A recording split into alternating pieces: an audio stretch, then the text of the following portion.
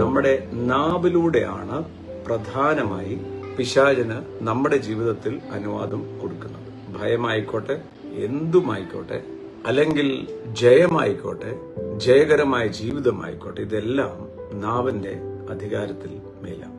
അതാണ് നമ്മൾ 1 പത്രോസ് 3 പറഞ്ഞത്, ജീവനെ ഇച്ഛിക്കുകയും ശുഭകാലം ആഗ്രഹിക്കുന്നവർ നാവിനെ സൂക്ഷിച്ച് അധരം എന്ന് പറയുന്നത് എപ്പോഴും ഓർത്തണം, ലിപ്സ.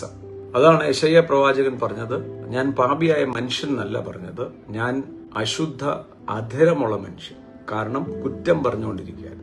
യെശയ്യാ പ്രവാചകന്റെ പുസ്തകം 5-ാം അധ്യായത്തിൽ നിങ്ങൾ നോക്കുമ്പോൾ മുഴുവൻ മറ്റുള്ളവരെ കുറ്റം പറയുക. അയ്യോ അവർക്ക് കഷ്ടം, അയ്യോ ഇവർക്ക് കഷ്ടം, അയ്യോ അവർക്ക് കഷ്ടം. എന്നാൽ ദൈവത്തെ അറിഞ്ഞപ്പോൾ, ദൈവത്തെ കുറിച്ചുള്ള അറിവ് അപകടം. ദൈവത്തെ അറിയണം.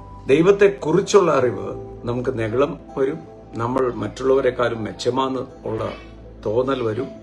നമ്മൾ വളരെ വിശുദ്ധന്മാരാന്നുള്ളൊരു തോന്നൽ വരും. പക്ഷെ ദൈവത്തെ അറിയുമ്പോൾ മനസ്സിലാകും, ദൈവത്തിന്റെ വലിയൊരു കാരുണ്യമാണ് ദൈവസന്നിധിയിൽ നിൽക്കാൻ നീതി എന്ന ദാനം തന്നതുകൊണ്ടാണ് നമുക്ക് നിൽക്കാൻ സാധിക്കുക. നമ്മുടെ മിടുക്ക് കൊണ്ടല്ല, പ്രാർത്ഥന കൊണ്ടല്ല. ദൈവം നമ്മുടെ ലംഘനങ്ങളെ കണക്കിടാതെ ക്രിസ്തുവിൽ നമ്മളോട് നിരപ്പിച്ചത് കൊണ്ട് മാത്രമാണ് നമുക്ക് നിൽക്കാൻ പറ്റുന്നത്.